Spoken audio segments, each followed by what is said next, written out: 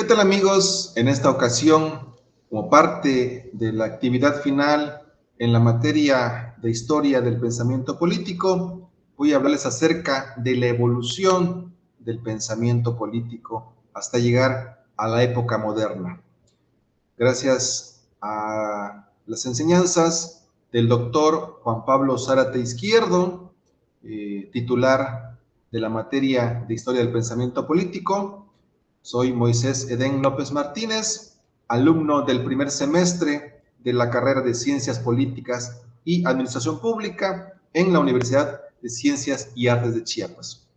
Para empezar, voy a compartirles algunas diapositivas donde veremos la evolución que ha tenido el pensamiento político hasta llegar a lo que es la época moderna. La época moderna que se desarrolla después del feudalismo. Recordemos que se va desarrollando, se va cambiando la ideología política a través de las diferentes épocas en las cuales va pasando la humanidad. Si recordamos en la prehistoria, al inicio del surgimiento del ser humano, no existía como tal un pensamiento político, de hecho no existía un pensamiento como tal, o no hay registro de que haya existido. Las primeras ideas plasmadas en escritura se empiezan a dar en la Edad Antigua, con la aparición de la primera civilización, que como sabemos, la civilización sumeria es la primera civilización reconocida actualmente. La civilización sumeria pues inicia con las ideas políticas, con las ideas económicas, con las ideas sociales. Empieza a surgir toda esa cultura que fue pasando hacia otras civilizaciones, principalmente en cuestión política, fue pasando hacia lo que es la civilización griega y obviamente también hacia otras. Pero nuestro tema importante de lo que es la política nace acá en la civilización griega. Los helenos, grandes filósofos, grandes pensadores, iniciaron con esta idea de la política.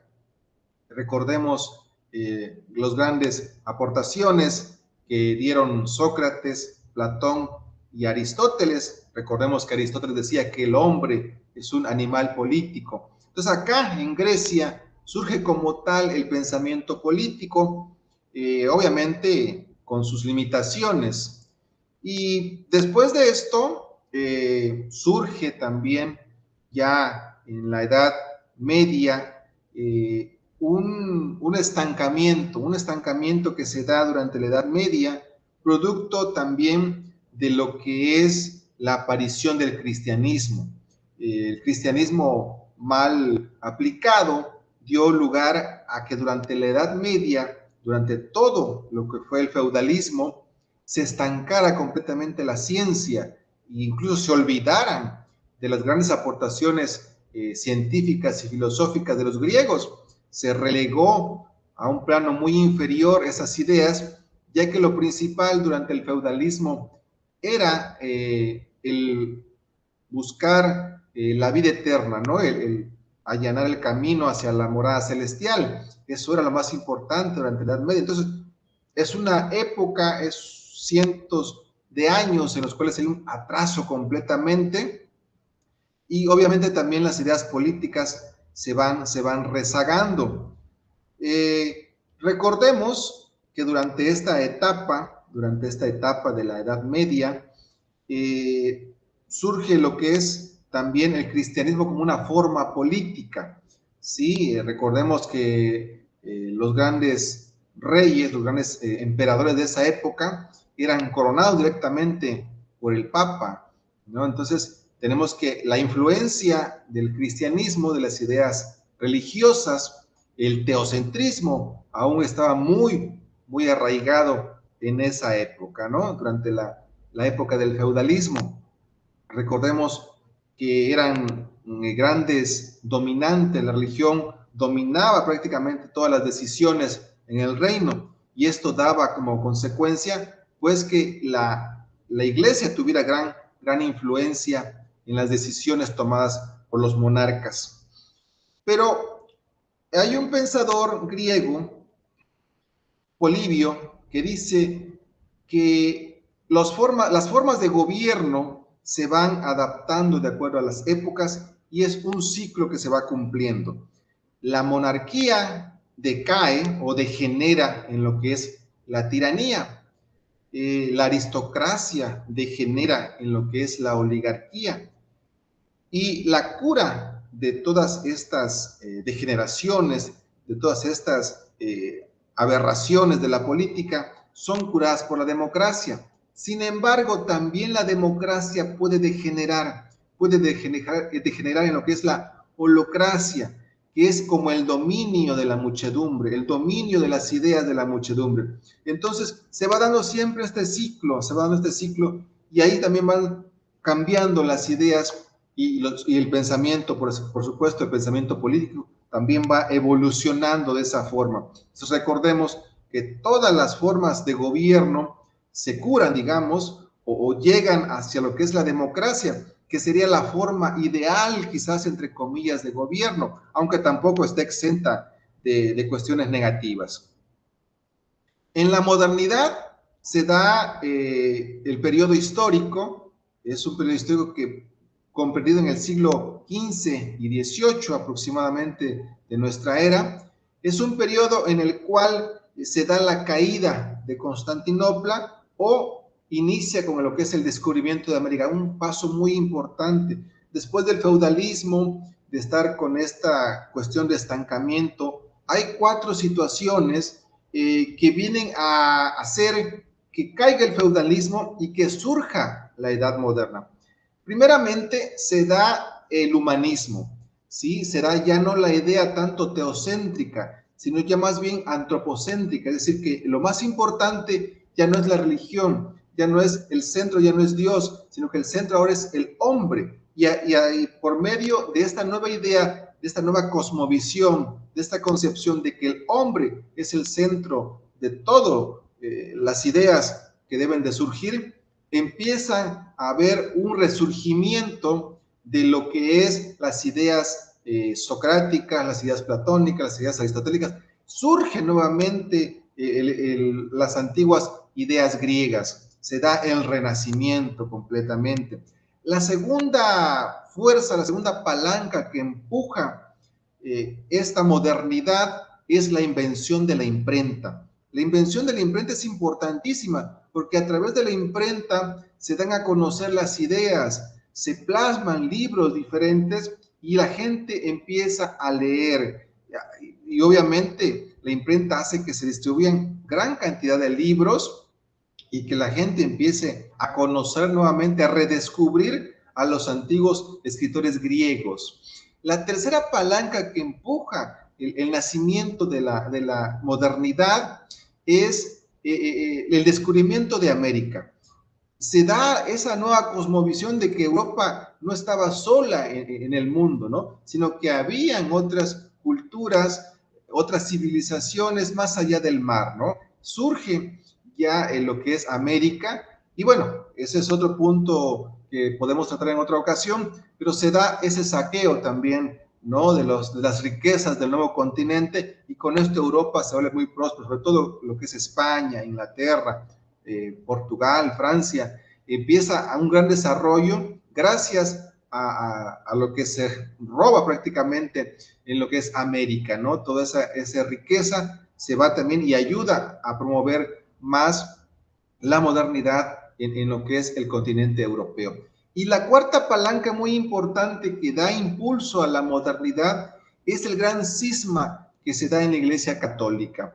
Las ideas protestantes de Martín Lutero, de Calvino, empiezan a buscar nuevas formas de ver la religión y se da el rechazo a las ideas católicas, ¿no? Se pone en tela de juicio el poder de la Iglesia Católica. Entonces, la gente empieza a pensar diferente también, a no estar ya completamente sojuzgadas a la Iglesia Católica, y entonces el movimiento protestante también viene a dar ese empuje que necesitaba para lo que es la modernidad.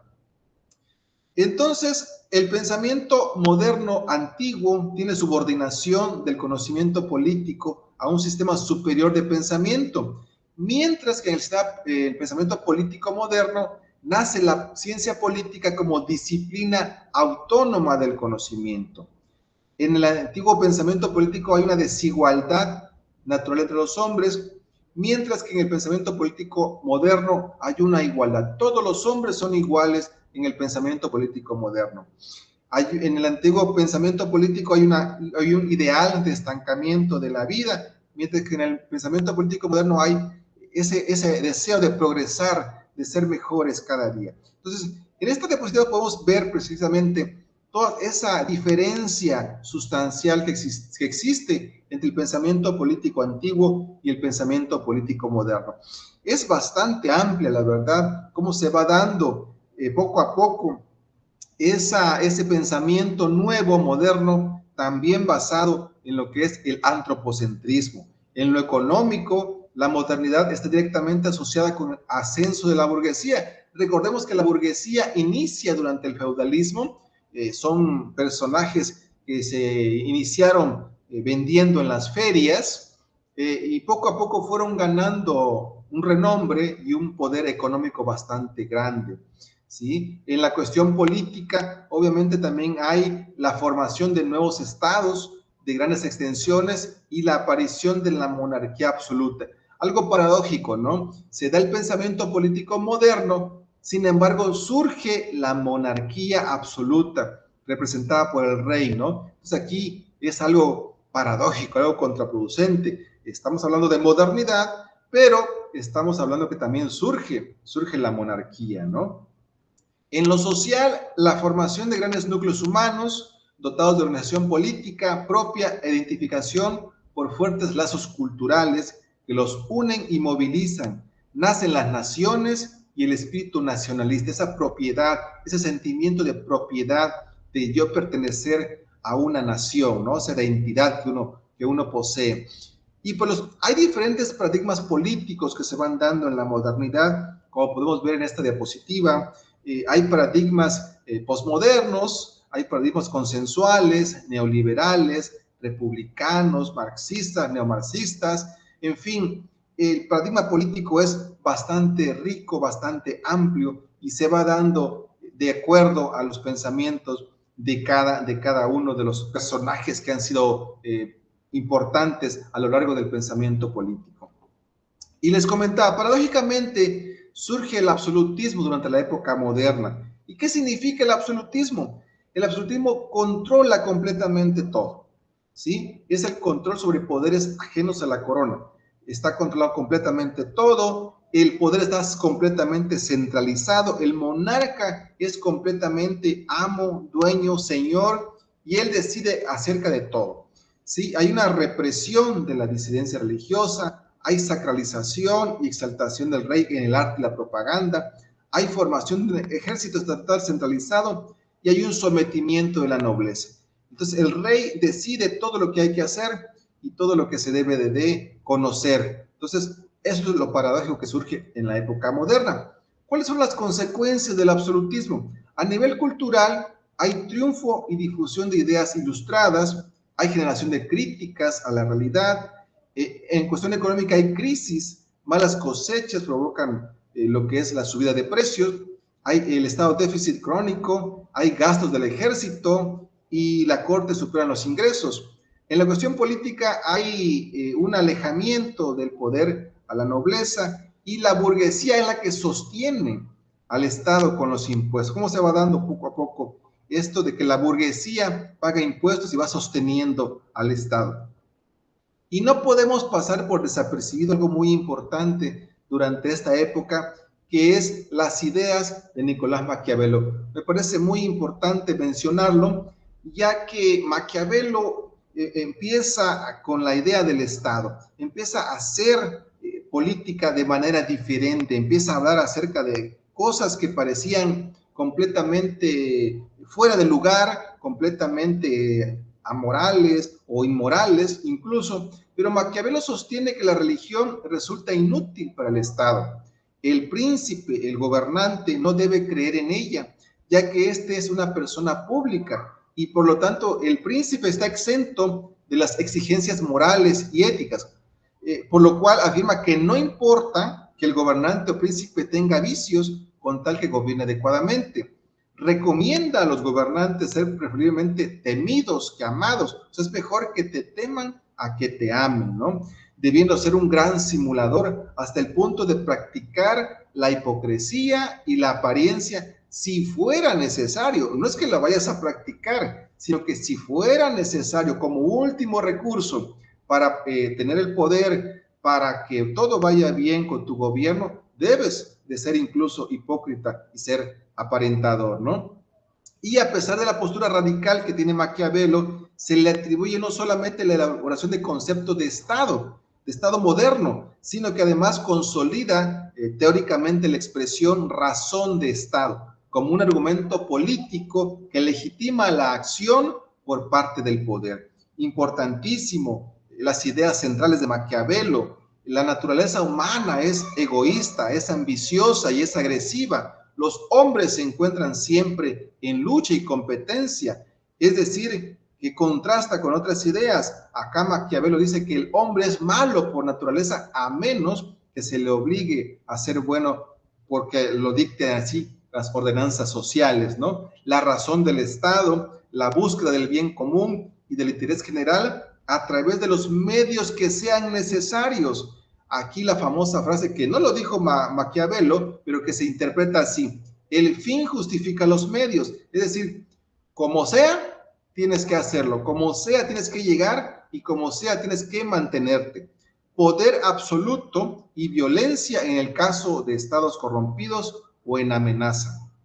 Y por supuesto, su obra principal, la obra principal de Maquiavelo, que es El Príncipe.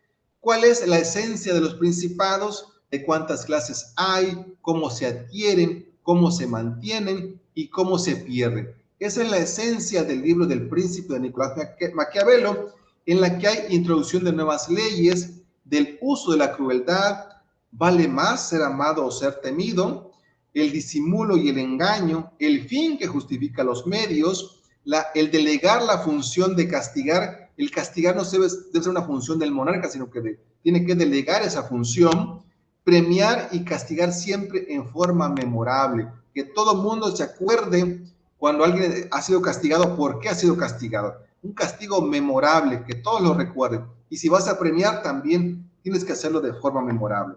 Entonces, esta es la principal obra, digamos, en esta etapa del absolutismo que da cuenta de lo que es el príncipe.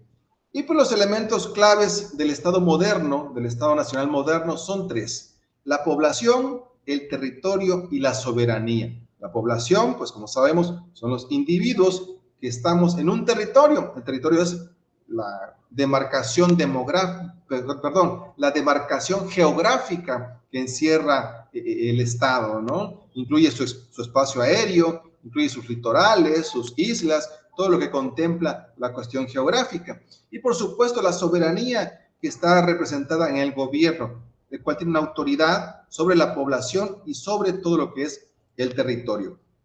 Otros pensadores muy importantes de la época moderna son Thomas Hobbes, John Locke, Rousseau, que tienen también diferentes ideas acerca de la política en el Estado moderno. Por ejemplo, Hobbes dice: cada humano busca su propio interés, guerra de todos contra todos. Para él el contrato es un pacto entre individuos que renuncian a la violencia a favor de la paz y la seguridad, y el Estado con poder absoluto.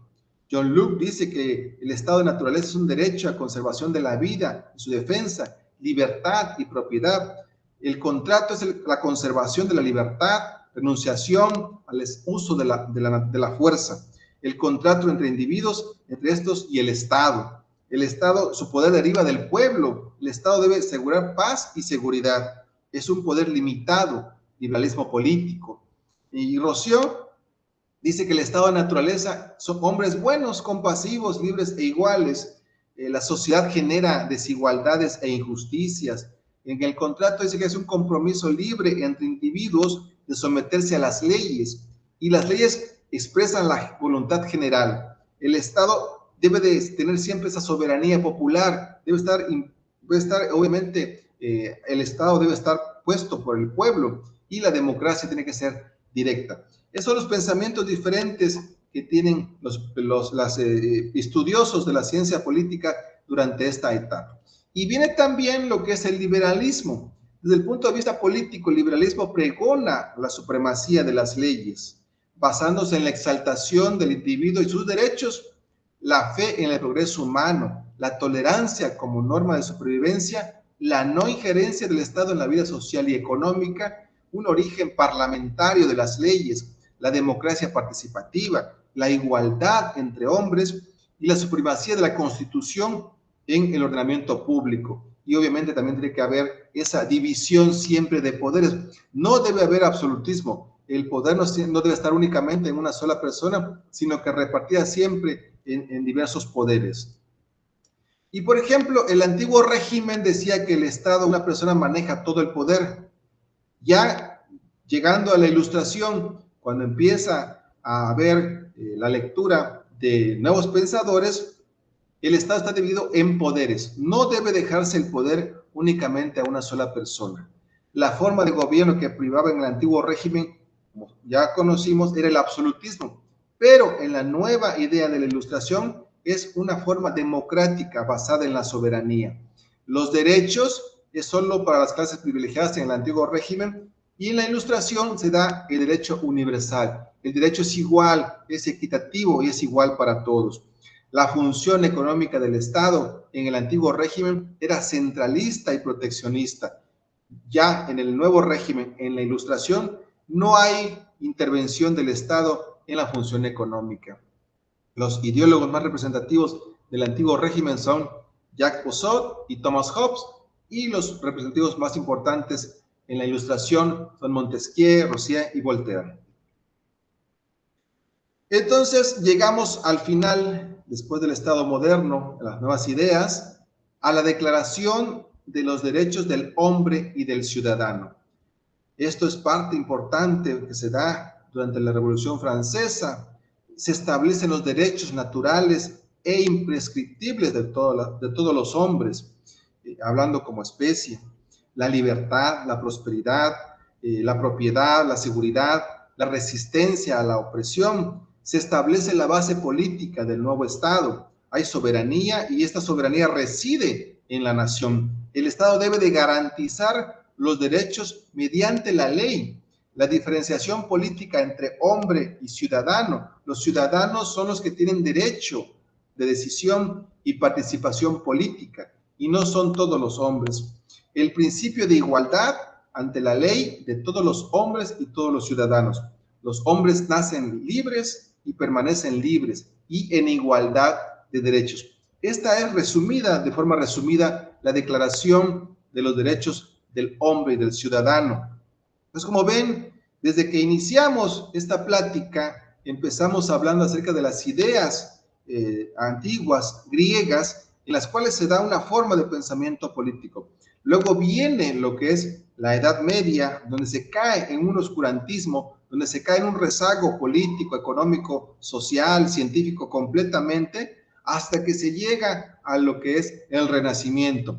Y en el Renacimiento pues se dan nuevas ideas, pero contraproducentemente aparece el poder absoluto, aparece esta idea de que únicamente un solo hombre, un solo personaje debe tener el poder. Esa es la parte paradójica de la edad moderna en la que surge el poder absoluto, ¿no? El absolutismo.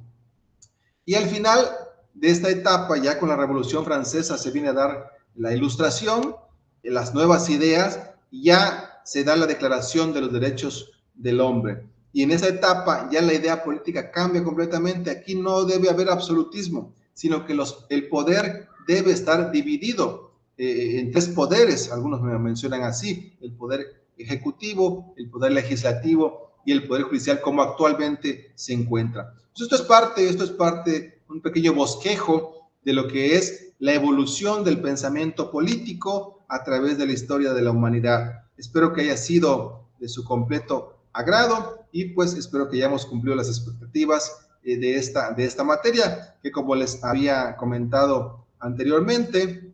Esta materia es la materia de Historia del Pensamiento Político, impartida por el doctor Juan Pablo Zárate Izquierdo en la licenciatura de Ciencias Políticas y Administración Pública. Soy su amigo Moisés Edén López Martínez, alumno del primer semestre en la Universidad de Ciencias y Arte de Chiapas. Muchas gracias por su atención y nos vemos en la próxima.